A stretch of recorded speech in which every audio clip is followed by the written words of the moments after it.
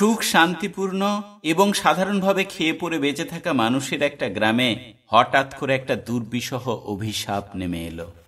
মাঝে মধ্যেই এই গ্রাম থেকে যুবতী মেয়েরা রাতের বেলা এক এক করে উধাও হয়ে যাচ্ছে। তারা কি নিজেরাই রাতের অন্ধকারে বাড়ি ছেড়ে চলে যাচ্ছে, নাকি তাদেরকে জোর করে ধরে নিয়ে যাচ্ছে, কোনোটাই পরিষ্কার নয় গ্রামের মানুষের কাছে। কিন্তু কেউই তারা আর ফিরে আসছে না। গ্রামের মানুষ পুলিশের কাছে গিয়ে লাগাতার ঘটে যাওয়া এই রহস্যজনক ঘটনার সমাধান চাইছে। পুলিশ অনেক চেষ্টা করেও কিছু করতে পারেনি।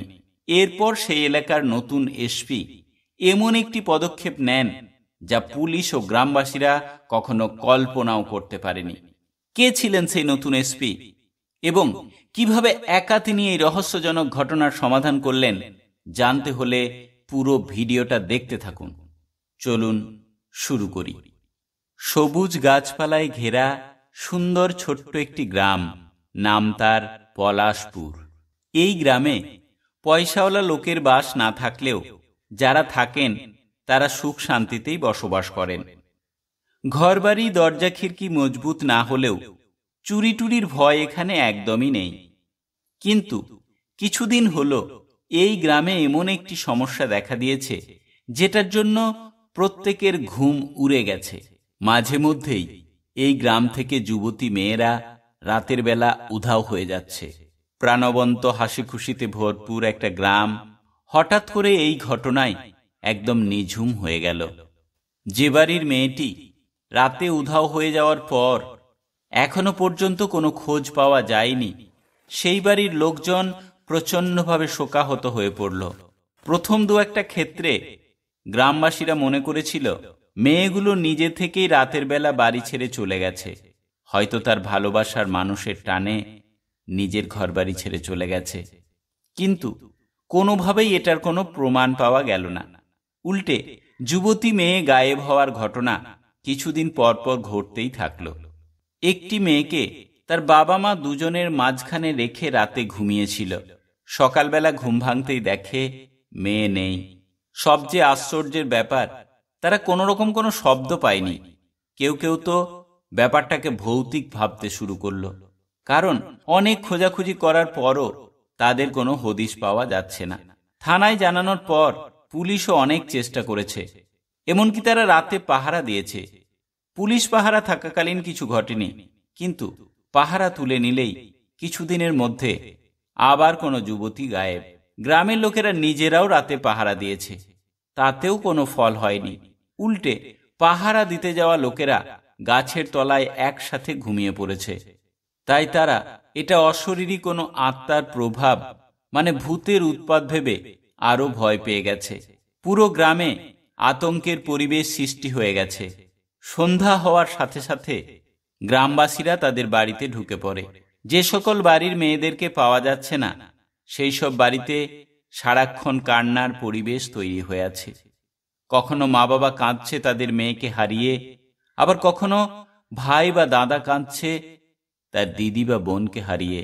এই রকম পরিস্থিতিতে গ্রামের লোক সকলে মিলে আবার একদিন থানায় গেল। তবে এবার শুধু অভিযোগ নিয়ে নয়, এবার থানা ঘেরাও করা হলো।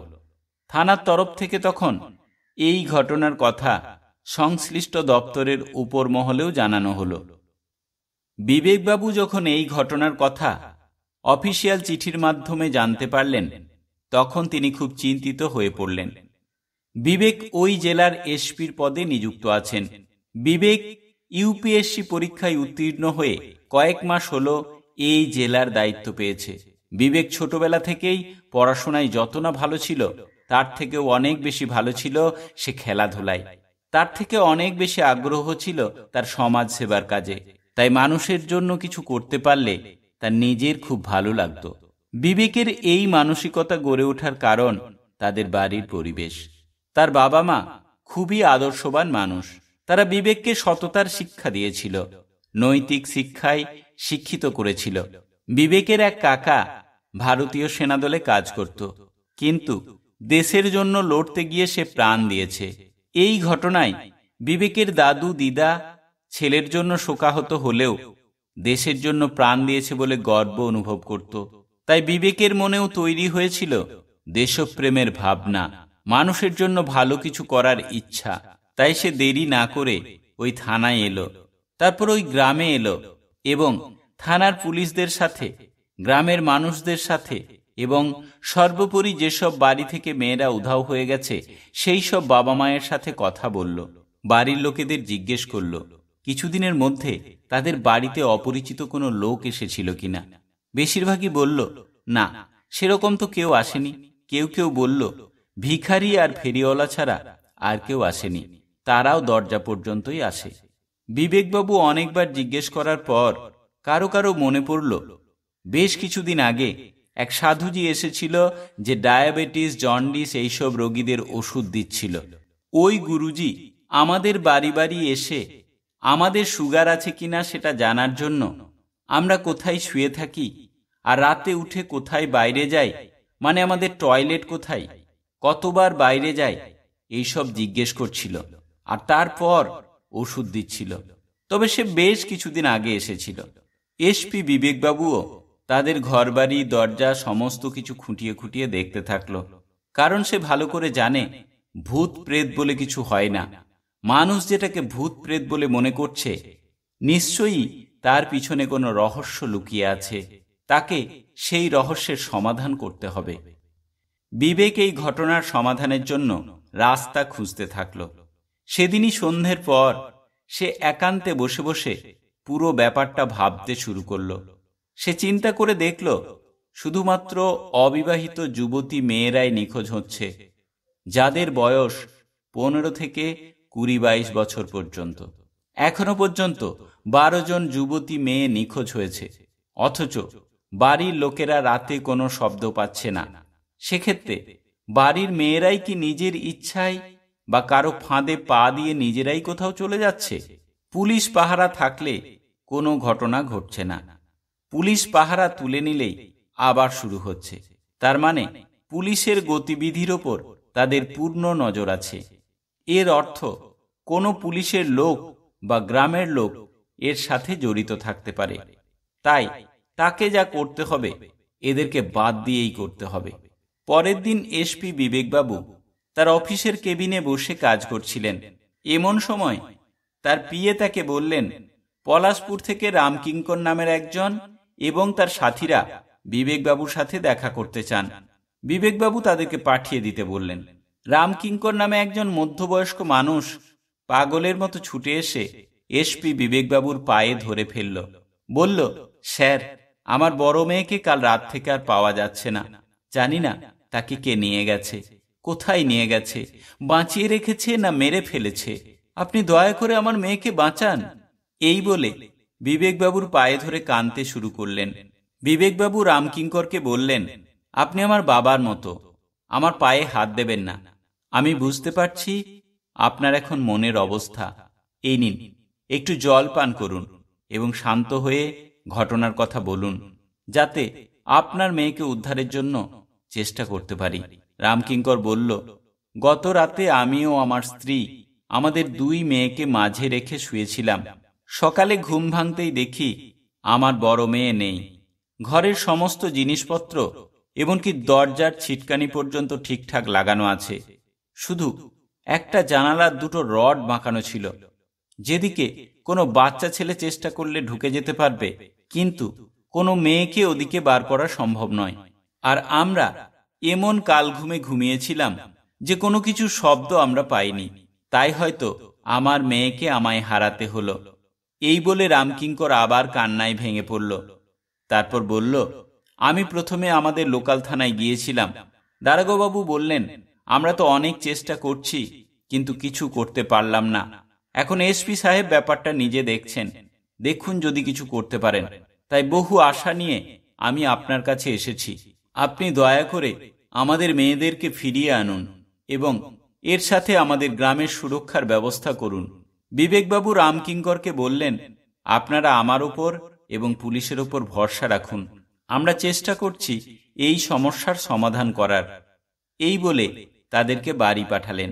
বিবেকবাবু তারপরই লোকাল থানার দারোগাকে ফোন করে বলে দিলেন, আজ থেকে আগামী 10 দিন প্রতি রাতে ওই গ্রামে যেন পাহারা দেওয়া হয়। তারপর থেকে আমি যেদিন বলবো পাহারা থাকবে, যেদিন বলবো না সেদিন পাহারা থাকবে না। তবে যেদিন পাহারা থাকবে না সেদিন থানাতেই যেন স্ট্যান্ড বাই পুলিশ রেডি থাকে, তাদেরকে ডাকলেই যেন সাথে সাথে পাওয়া যায়। এরপর বিবেকবাবু ঠিক করলেন কাল থেকেই ছদ্মবেশ ধরে ওই গ্রামে যাবেন এই রহস্যের উদ্ঘাটন করার জন্য। পরের দিন তিনি অন্য একটি শহরে চলে যান এবং সেখানে এক মেকআপ আর্টিস্টের কাছ থেকে নিজের মেকআপ করিয়ে একজন ভিখারির ছদ্মবেশ ধারণ করেন। তারপর ভিখারির ছদ্মবেশ নিয়ে তিনি ওই পলাশপুর গ্রামে চলে যান। হাতে আছে ভিক্ষাপাত্র আর পকেটে লুকিয়ে রাখা আছে রিভলভার। ওই গ্রামে ভিক্ষা করার সময় রামকিঙ্করের সাথেও তার দেখা হয়, কিন্তু সেও তাকে চিনতে পারে না। তাই বিবেকবাবু বুঝতে পারেন তার মেকআপ ঠিকঠাকই হয়েছে।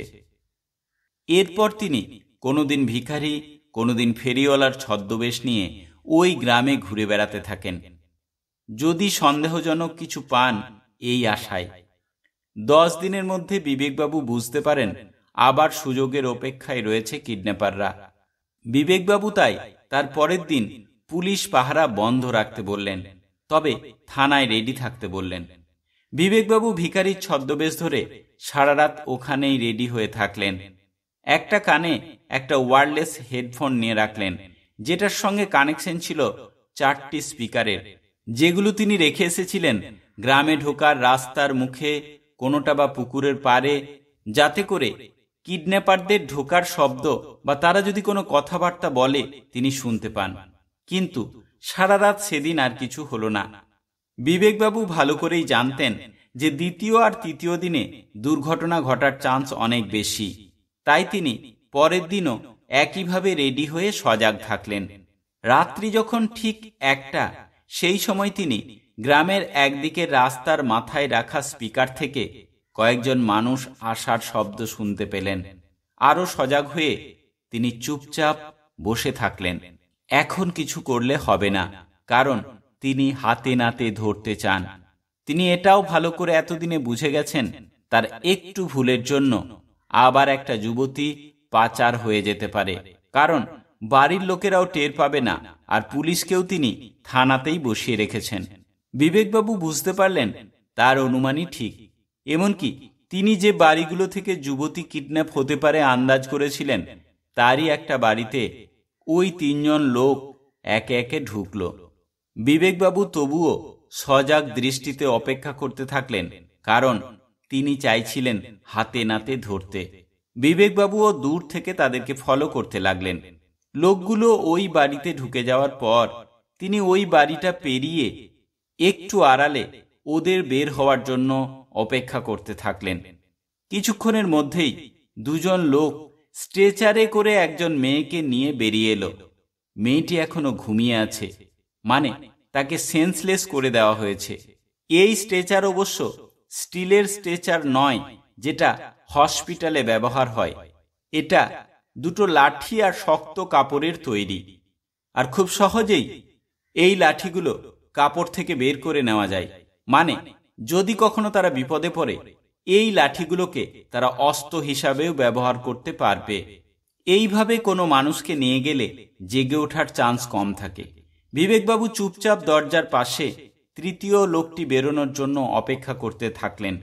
এরপর যেই ওই তৃতীয় লোকটি বেরিয়ে এলো, বিবেকবাবু তৎক্ষণাৎ পিছন থেকে তার ঘাড়ে একটা জোরালো আঘাত করলেন ক্যারাটিয়ান স্টাইলে। লোকটি অজ্ঞান হয়ে ঢলে পড়ল।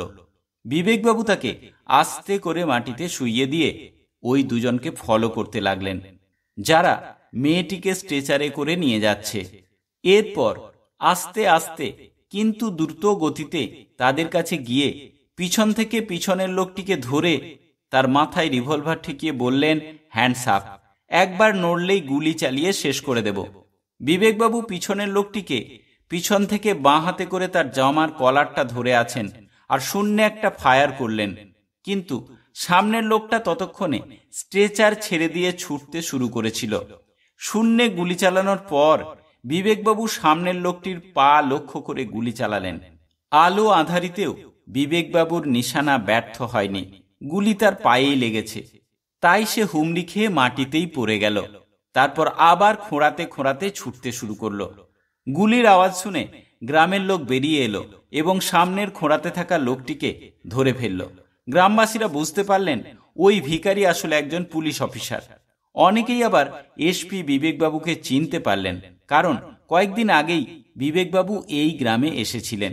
ইতিমধ্যে থানার পুলিশরাও এসে পড়েছে, কারণ লোকগুলি যখন ওই বাড়িতে ঢুকছিল তখনই বিবেকবাবু দারোগাকে মেসেজ করে বলে দিলেন ওই গ্রামের মেন রাস্তা দুটোই গার্ড দিয়ে দিতে, যাতে করে যদি কোনো কারণে কেউ বিবেকবাবুর হাত থেকে ফসকে বেরিয়ে যায় তারা ধরে ফেলতে পারে। এরপর বিবেকবাবু গ্রামবাসীদের সহায়তায় 3 জন অপরাধীকেই দারোগার হাতে তুলে দিলেন। তারপর ওই মেয়েটির চোখে মুখে জল দিয়ে বাড়ি নিয়ে যেতে বললেন। সে এখনো অচেতন, তার জ্ঞান ফিরতে একটু সময় লাগতে পারে। যদি দরকার হয় কাল সকালে একবার ডাক্তার দেখিয়ে নিতে বললেন। এরপর গ্রামবাসীর উদ্দেশ্যে বললেন, আপনারা সবাই বাড়ি গিয়ে শুয়ে পড়ুন, আমি দরকার হলে কাল দিনে একবার আসব। এরপর দারোগাবাবু এবং বিবেকবাবু পিছনের গাড়িতে উঠলেন। সামনের গাড়িতে পুলিশগুলো 3 জন চোরকে ধরে নিয়ে উঠেছে। দারোগাবাবু বিবেকবাবুকে জিজ্ঞেস করলেন, স্যার, এত বড় অসাধ্য সাধন আপনি একা কিভাবে করলেন? বিবেকবাবু তখন বলতে শুরু করলেন। তিনি বললেন, অপহরণকারীরা খুব হুঁশিয়ার ছিল, তবে আমি আপনাদের এবং গ্রামবাসীদের কথায় কিছু ক্লু পাই। তারপর এই কয়দিন ছদ্মবেশে থাকার জন্য অপহরণকারীদের পুরো প্ল্যান আমার কাছে পরিষ্কার হয়ে যায়। এদের প্রথম কাজ শুরু হয় 3-4 মাস আগে থেকে। 3-4 মাস আগে ডায়াবেটিস, জন্ডিস এইসব রোগীদের জড়িবুটি ওষুধ দেওয়ার নাম করে সাধুজির বেশে প্রায় সব বাড়িতেই যায়। গ্রামের সহজ সরল মানুষ সাধুজির পোশাক দেখে খুব সম্মান দেখান।